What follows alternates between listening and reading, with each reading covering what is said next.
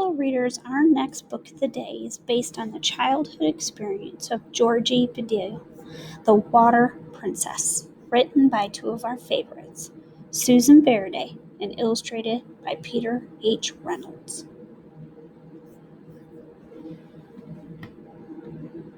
I am Princess. G-I-E, G-I-E. My kingdom, the African sky, so wide and so close. I can almost touch the sharp edges of the stars. I can tame the wild dogs with my song. I can make the tall grass sway when I dance. I can make the wind play hide and seek. But I cannot make the water come closer. I cannot make the water run clear, no matter what I command. It is early morning, still dark. My mother wakes me. G-I-E, G-I-E, my princess, it is time to get up. We must collect the water. Water, come! Do not make me wake before even the sun is out of bed, I demand. Come, please, I say. But the water won't listen, and I know we will have to walk so far to the well.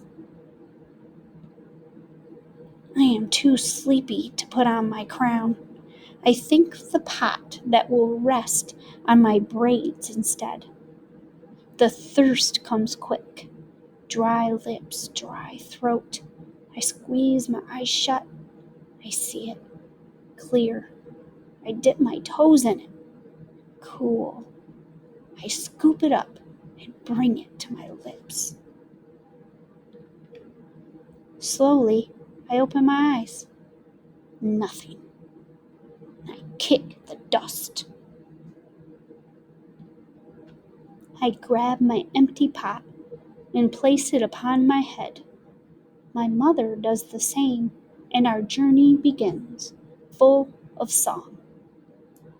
My Mama adds her melody. Our steps are light. We twirl and laugh together. The miles give us room to dance. Halfway there, we stop for a moment at the giant karate tree, long enough to grab a handful of sweet shea nuts for energy. We can keep the dance going just a little longer. Mama, are we there yet? Finally, I hear the water running from the well, the giggles of my friends, the chatter of women.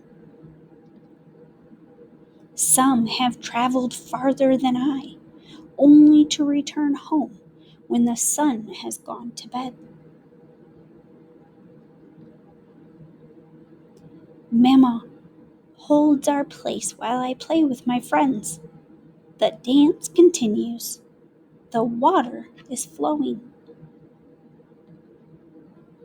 Pots filling with the dusty, earth-colored liquid.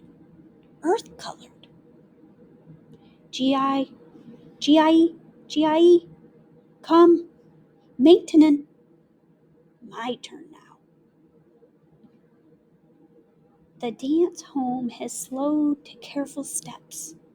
My thirst so heavy, like the full pot I carry. Our song is softer now. Our shoulders ache, our feet cramp. I see home at last. Mama boils enough water for drinking. We wait. We wash our clothes. We prepare food for cooking.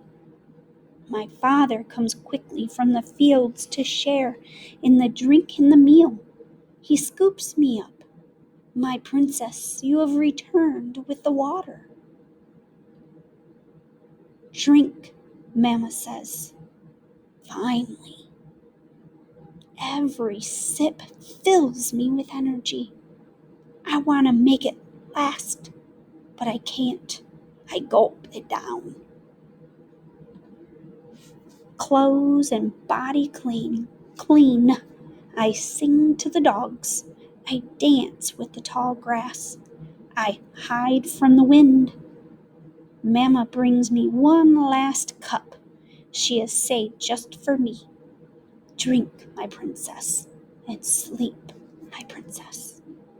Tomorrow we journey again. Mama, I say as I close my eyes, why is the water so far? Why is the water not clear? Where is our water? Sleep, she says. Dream, she says. Someday you will find a way, my princess. Someday. I am Princess G-I-G, G-I-E, G-I-E.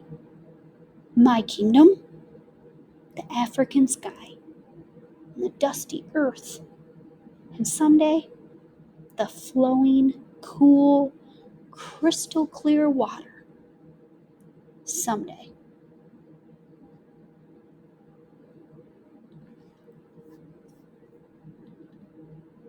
Imagine your life without water. No kitchen faucet to fill your glass when you are thirsty. No shower or bathtub to clean your body. Imagine if you couldn't go to school because you had to spend each day walking for miles just to get water and not even know if the water you reach will be clean. This is true for nearly 1 billion people around the world. That's 1 out of every 6 who doesn't have access to clean water. This crisis is what motivated African model Georgie Badil to work to make a difference and get clean water to those in need. As a young girl in Burkina Faso, Georgie spent her summers living with her grandmother. Every morning, Georgie and the other girls and women of the village walked for miles to fill pots with water and return it home to be used for the basics, drinking, bathing, cooking, only to wake up the next morning and make the journey again. Georgie knows firsthand the suffering and struggle of all those without clean water. In Burkina Faso alone, nearly a quarter of the population has no access to clean water.